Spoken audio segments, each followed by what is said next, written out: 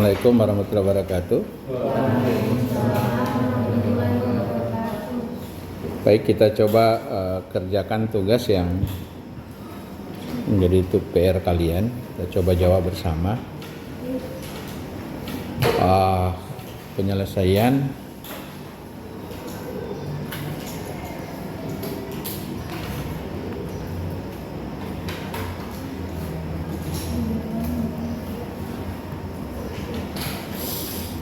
jadi minggu sebelumnya ini kita perlu gambar kembali dulu. Saya perlu gambar.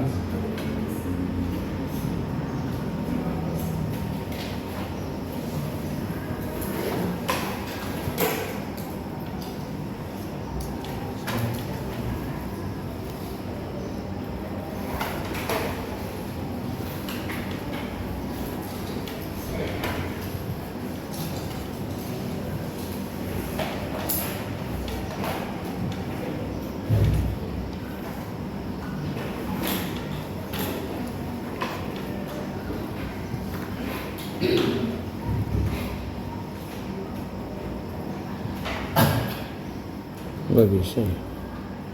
Ntar ya.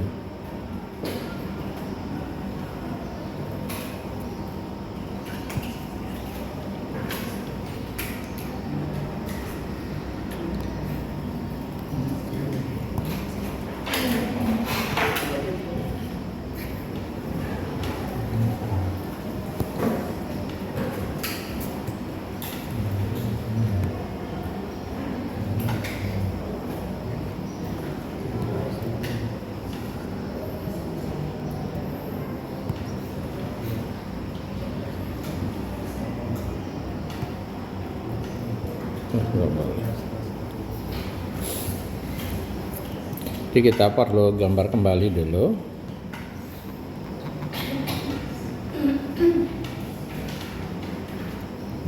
Ini bebannya adalah beban terbagi rata Q sebesar 10 kN per meter.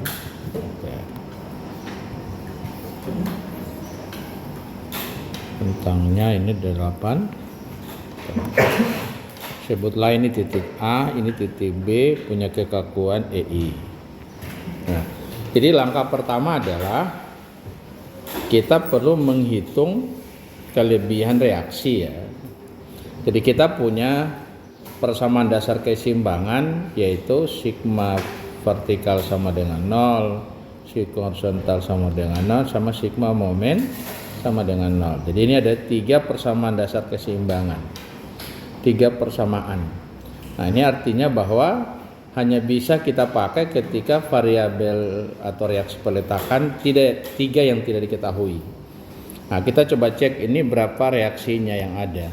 Jadi ini 1, 2, 3, 4. Berarti kita punya R ada 4. Maka kita bisa hitung banyaknya kelebihan gaya. Itu rumusnya adalah R dikurangi 3. Nah, maka kalau kita hitung ini berarti 4 kurang 3 sama dengan 1, ada kelebihan 1 buah reaksi. Artinya 1 buah itu yang menjadi tugas konsisten deformasi untuk menemukan persamaan baru. Jadi tujuan kita adalah kita hitung berapa kelebihannya, kemudian kita berarti mencari persamaan baru dengan metode konsisten deformasi ya sebanyak kayak kelebihan. Nah, minggu sebelumnya kita sudah bahas bahwa ini kita mau merubah struktur kita dari statis, ini berarti kategori statis tertentu. Jadi kita merubah strukturnya menjadi struktur statis tertentu. Jadi kita rubah ini struktur ini, merubah dengan cara buat dia menjadi struktur statis tertentu. Nah, kalau kita ingin buat jadi struktur statis tertentu, kita mengarahkan ke dua macam yang kita lakukan. Jadi, pertama adalah kita bisa buat sendi roll, atau yang berikutnya adalah modelnya cantilever. Yang satunya lagi, tapi ini hal yang jangan ditempuh, membuat struktur kita menjadi cantilever karena nanti ada kesulitan di perhitungan deformasinya. Jadi cukup yang disarankan cukup cari merubah bentuknya menjadi dua macam ini. Nah, minggu lalu kita sudah bahas, sudah pernah melakukan yang merubah gini. Jadi demikian. Nah, yang jadi tugas kita adalah coba kita rubah dengan cara lain gini. Nah, kita lakukan kalau kita rubah. Jadi ini saya rubah menjadi kondisinya ini jepit di sini. Yang ini jadi bebas. Ini titik A, kekakuan EI, panjangnya B, ada beban di sini. Beban kita di sini. Ini Q sama dengan 10 kN per meter. Nah, kita hilangkan, berarti yang hilang apa? Peletakan rollnya. Peletakan roll itu kita ganti dengan sebuah gaya. Nah, kita ganti dengan seakan ada sebuah gaya di sini.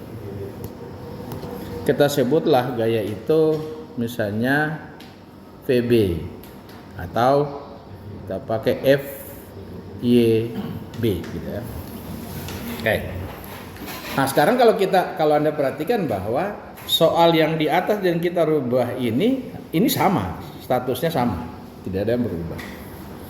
Nah, jadi persamaan yang kita butuh adalah satu buah. Yang kita cari yang mana? Jadi yang kita mau cari itu sebetulnya yang ini. Berapa ini? Setelah kita dapat ini, maka kita akan dapat yang lain. Yang tiga lainnya dengan menggunakan persamaan dasar ini, kita bisa dapat tiga lainnya. Jadi konsisten deformasi hanya tujuannya memecahkan yang kelebihan. Dia tidak mencari yang tiga lainnya. Gitu. Nah, baik. Nah, jadi prinsipnya itu. Sekarang kita mau lakukan karena lagi-lagi struktur kita adalah struktur yang kita pelajari di konsisten deformasi itu adalah ada syarat yang harus kita penuhi, yakni syaratnya adalah elastis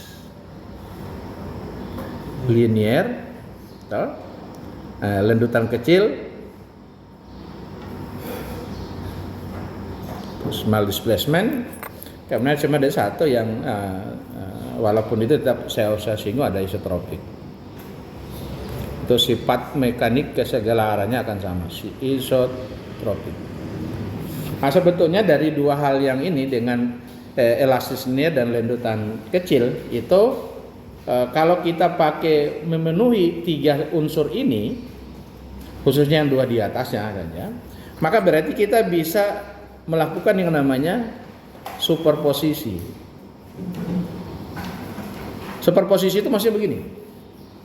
Kalau kita kerjakan di meja di sini, meja kita ini sebesar bebannya 100 kilo, sepanjang kita punya meja ini tidak akan terjadi lendutan besar, tidak akan terjadi, atau saya gambarkan begini. Kalau kita punya struktur demikian misalnya, kita beban di sini sebesar 100 kilonewton. Sepanjang tidak terjadi kondisi yang nonlinear atau ada lendutan yang besar, ya, sepanjang tidak terjadi itu, maka kita bisa lakukan begini. Andai kata ketika kita bebani terjadilah lendutan segini, cukup kecil lendutannya, misalnya terjadi lendutannya misalnya 10 mm. Maka struktur ini sesungguhnya kalau dia memenuhi prinsip elastis, lendutan kecil, maka kita bisa lakukan superposisi dengan cara begini. Hasilnya akan sama dengan bila kita lakukan begini.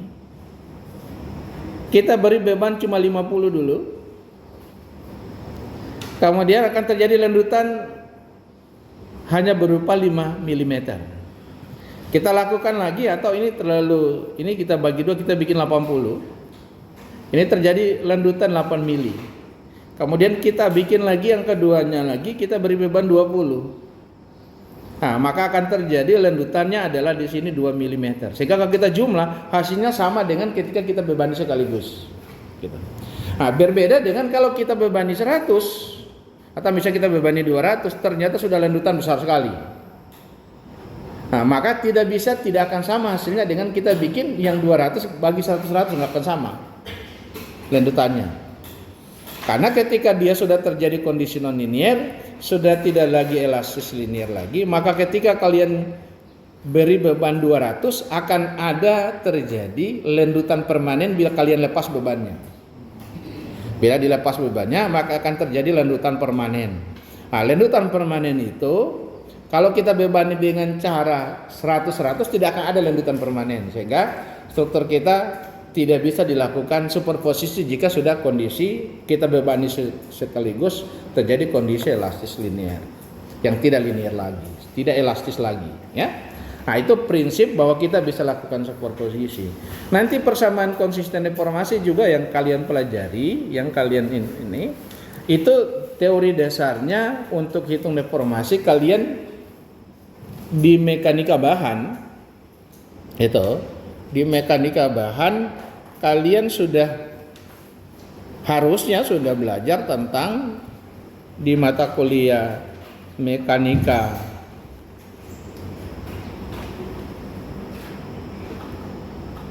bahan itu harusnya kalian sudah pelajari tentang hitung deformasi. Dalam hal ini adalah rotasi dan putaran sudut.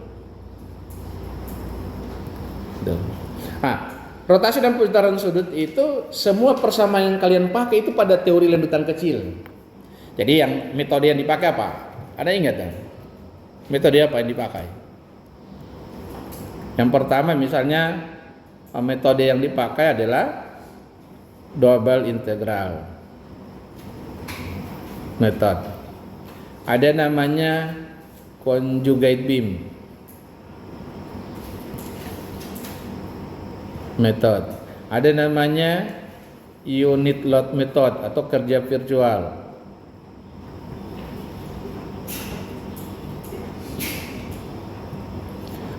Jadi 3 metode ini minimal, ada banyak lagi metode yang lain. Ketiga metode ini semua didasarkan pada elastis dan lendutan kecil teorinya. Jadi persamaan-persamaan yang kalian nanti kita pakai itu adalah rumus-rumus kita pakai itu rumus-rumus hanya berlaku pada kondisi elastis linear, sehingga bahasanya selalu ini ada kekakuan di sini. Kekakuannya ini adalah EI, di mana I itu adalah elastis dan I itu dianggap tidak terjadi retak. Kalau Anda bayangkan ya, supaya pahami dengan baik, kalau satu benda kita tarik, paling mudah kita lihat karet. Karet itu kalau kita tarik pasti mengecil, berubah penampangnya. Ketika terjadi perubahan penampang, maka sesungguhnya inersianya harus berubah karena luas penampangnya berubah. Sehingga kalau kita beri lendutan besar, penampangnya berubah, maka I-nya harus berubah. Itulah yang menyebabkan sehingga kalau kita lendutan besar superposisi nggak boleh. Kalau sudah kondisi tidak elastis lagi, berarti tidak boleh lagi. Karena sudah pasti penampangnya berubah, secara materialnya juga sudah berubah. Modulus elastisitasnya tentu sudah berubah, maka tidak boleh. Jadi supaya kalian tahu bahwa rumus-rumus yang kalian dapati nanti kita pakai itu semua rumus-rumus yang didapat dari prinsip lendutan kecil elastis linear.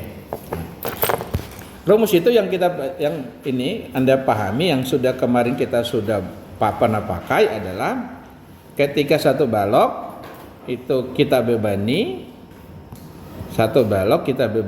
ini balok kita bebani dengan beban terbagi rata.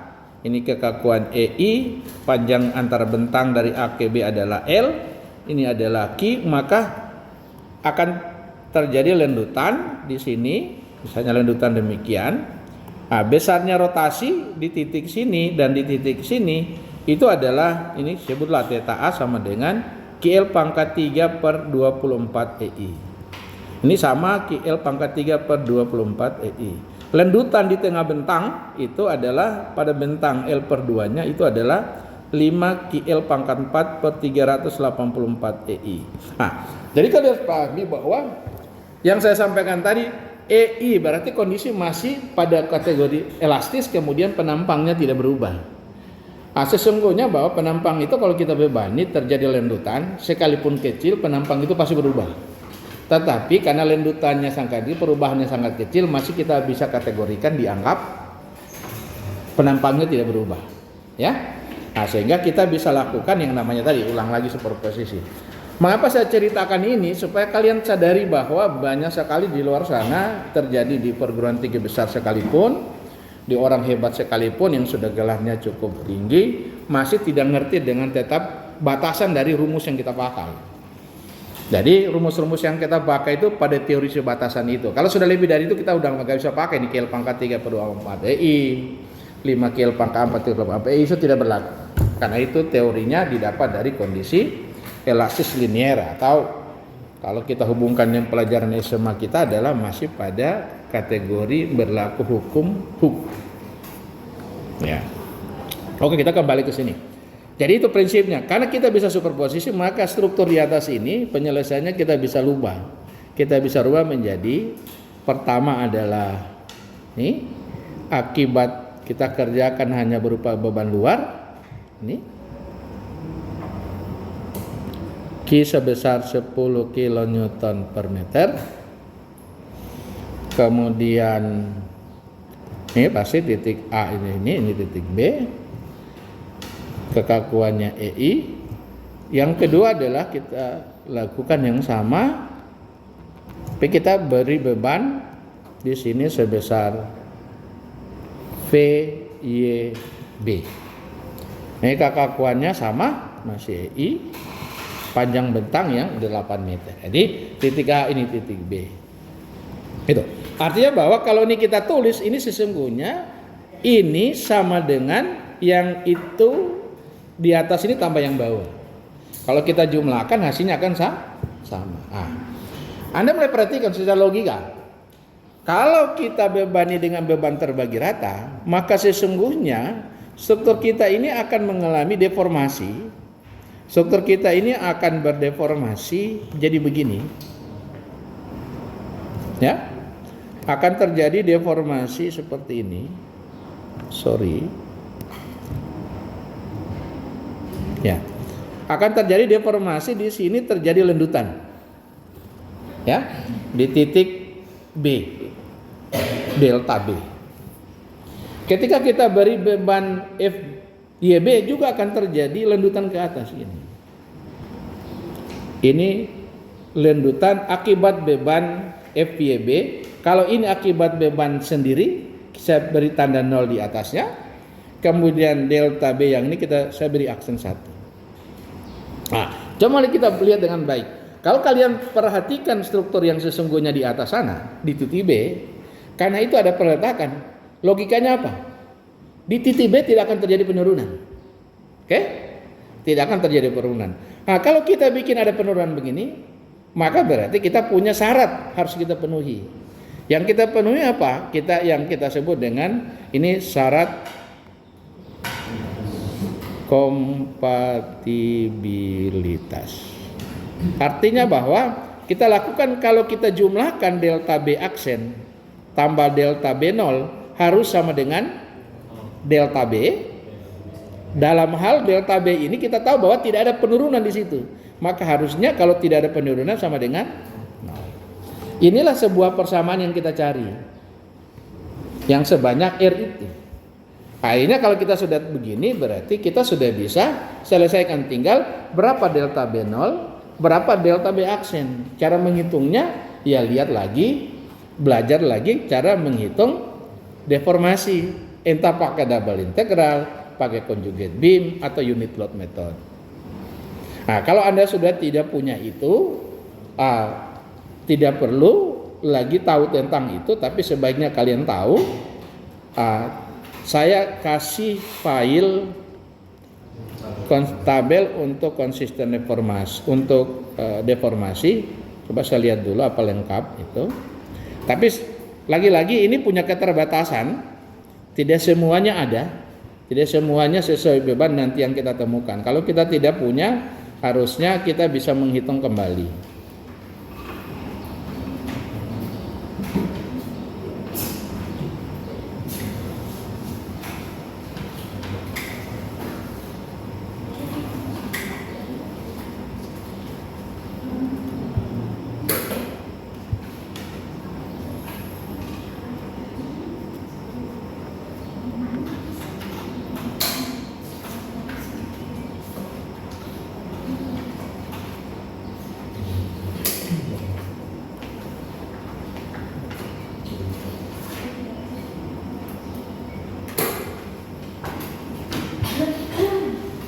tabel ini saya buat, nanti Anda harusnya coba koreksi,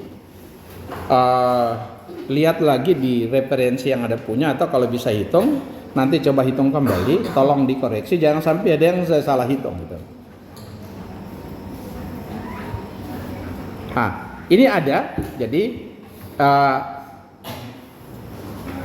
untuk rotasi ada, ini yang ini, perhatikan dengan baik, ini. Nah, memang ada kekurangannya di sini, lendutannya tidak ada. Ya, saya cuma melakukan theta A, theta B, ya. Delta di sini saya tidak keluarkan, ya. Karena saya tujuannya adalah kita ingin membuat juga yang ini namanya FEM, fixed end moment.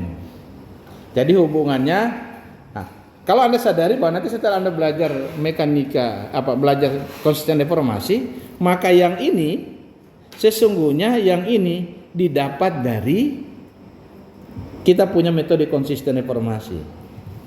Oke?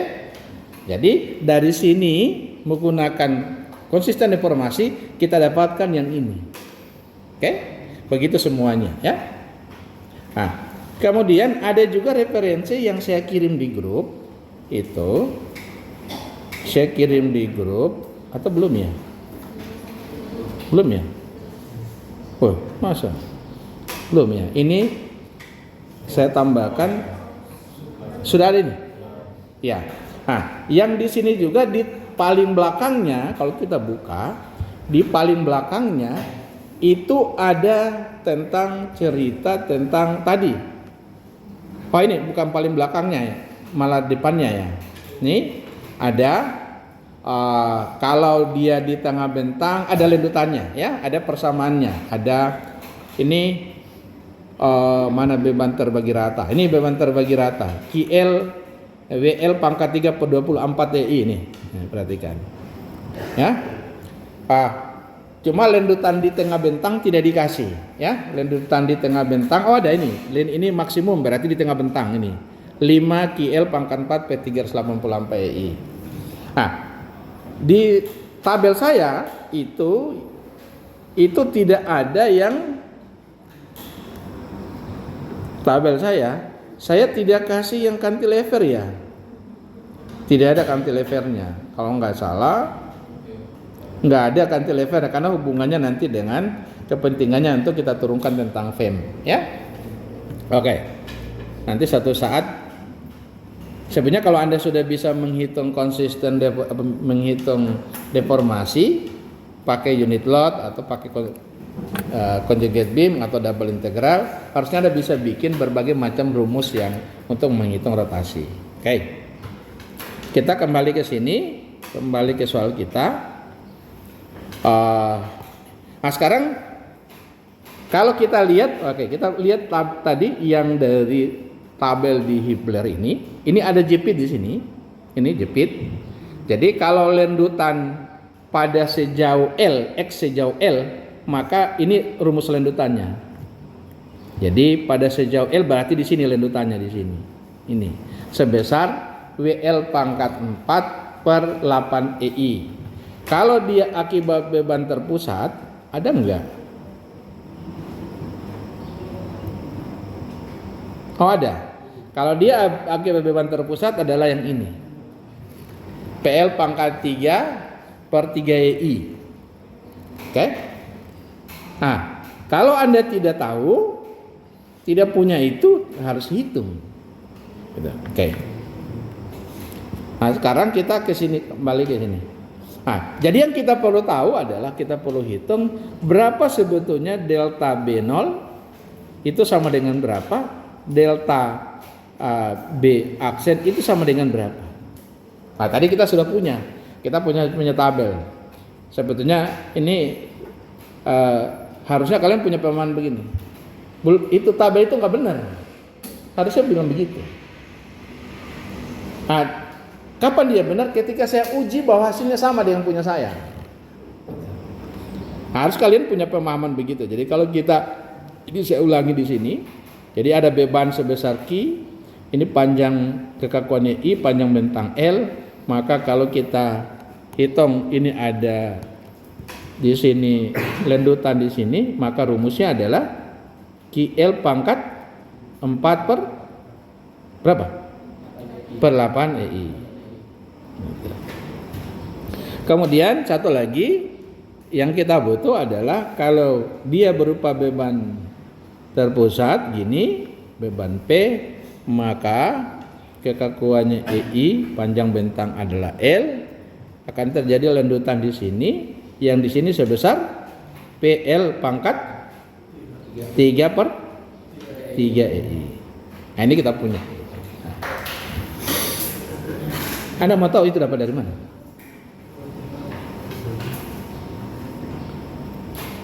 Kalian belajar menghitung deformasi begini ada? Tidak pernah.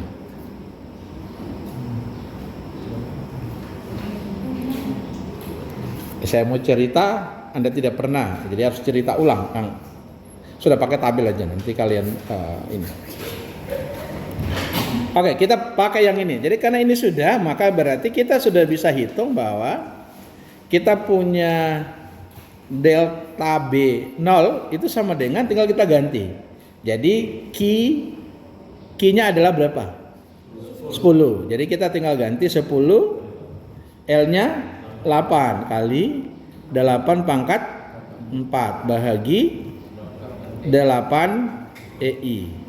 Itu sama dengan 10 kali 8 pangkat 3. Jadi 10 kali 8 pangkat 3 per EI. Dah. Kemudian kita punya delta B aksen sama dengan P. P itu ganti dengan F YB dikali dengan L pangkat 3 kali 8 pangkat 3 bahagi 3 EI. Sama dengan, jadi 8 pangkat 3 F YB bahagi 3 EI. Saya biarkan aja pangkatnya. Nah, ini sudah, berarti kita sudah punya ini. Tapi lihat lagi, namanya kita menjumlahkan gaya, berarti kita memikirkan arah. Oke? Karena namanya kita menjumlahkan, maka kita memikirkan tentang menjumlahkan gaya, berarti ada pengaruh arah. Kalau kita bebani dari atas ke bawah seperti ini, maka terjadi lendutan ke arah bawah. Nah, kita anggap ke bawah negatif, boleh, berarti kebalikannya harus positif. Nah, atau ke bawah kita anggap positif, ke atas kebalikannya harus negatif, dan itu konsisten, harus tetap. Jadi kalau ini kita anggap berarti ke bawah negatif, ke atas positif, nah maka kita beri tanda yang ini bertanda negatif, yang bawahnya bertanda positif karena melendut ke atas. Nah, kemudian dua nilai ini kita substitusi ke persamaan satu. Kalau dua ini kita substitusi ke persamaan kita yang sana, ini ke sini, maka apa yang kita peroleh? Kita peroleh jadinya adalah min atau FYB 8 pangkat 3 FYB berbanding 3 EI tambah min 10 kali 8 pangkat 3 per EI sama dengan 0.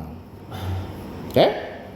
Nah, sekarang berarti kita bisa tulis 8 pangkat 3 FYB per 3 EI sama dengan 10 kali 8 pangkat 3 per EI. Ya. Nah, kalau sudah, sekarang tinggal kita lakukan, kita bagi EI, kita bagi EI habis, 8 pangkat 3 kita bagi, 8 pangkat 3 kita bagi. Selanjutnya tinggal kita dapat nilai daripada FYB sama dengan 3 kali 10, dapat 30 kilo Newton. Sama enggak di sebelumnya? Sama dan yang sebelumnya. Iya, kalau tidak sama berarti antara dua ini yang salah atau yang sana salah atau dua-duanya salah. Kalau benar dua-dua, belum tentu juga benar dua-duanya. Ya, bisa jadi kan kebetulan. Nah, jadi mana yang benar? Yang benar adalah ini dua-dua ini pasti benar. Kalau ada beda dari ini berarti keliru. Nah, kita sudah punya FYB 30, sudah. Kalau itu sudah selesai berarti kita kembalikan lagi ke soal ulang. Karena itu yang kita cari. Kita kembalikan ulang ke sini. Ya, kita kembalikan peletakannya, Kemudian kita kerja ini ada ini EI, kekakuannya ini A, ini B. Kemudian beban terbagi ratanya adalah ini Q sama dengan 10 kN per meter. Nah, kita sudah dapat gaya yang kita cari di sini, sudah tahu yang ini sebesar FYB sama dengan 30 kN. Nah, kalau ini sudah berarti tinggal kita selesaikan persoalan ini secara adat ya. Jadi kita tinggal gampang penyelesaiannya. Nah, jadi kita lihat ada beban terbagi rata ya. Kita cari resultannya, beban terbagi rata. Di sini resultannya ya. Kita. Kalau beban terbagi rata resultannya ini sama dengan di sini ini 10. Jadi berapa? 10 kali 8, 10 kilo Newton. Udah. Nah, sekarang kita lihat berapa besarnya reaksi di tumpuan. Di sini. Nah, jadi kita 80 berarti kita bagi 2. Ya, karena di tengah bentang ya. Maka berarti kita akan dapat gaya di sini dan gaya di sini kita akan peroleh ini sebesar 80/2. Ini 80/2. Ini sama dengan 40, ini 40 kilonewton. Jangan lupa satuannya. Sudah. Apalagi? Akibat FYB. FYB kita kerjakan. Akibat FYB berarti kalau kita bebani FYB di sini. Oh maaf, ini sorry. Nggak apa-apa. Ini kita, sama saja kita lakukan. Oke, kita coba lakukan dulu. Oke, jadi kalau kita ini FYB di sini sebesar demikian, maka berarti FYB adalah hanya menerima di situ, ya. Di tempat lain nggak ada. Berarti sini sebesar, saya warna merah. Ini berarti posisi sini adalah sebesar terbalik. Ini gayanya ke atas berarti kebalikannya harus ke bawah. Jadi ini 30 kilo Newton. Oke. Nah, sekarang ini kalau kita lakukan ini kita jumlah. Ini kita jumlah. Berarti ini ke atas kurang 30 tinggal 10 ya. Kalau kita jumlah. Ini 40 ke atas kurang 30 berarti tetap ke atas lebih banyak. 40 kurang 30 sama dengan 10 kilo Newton meter.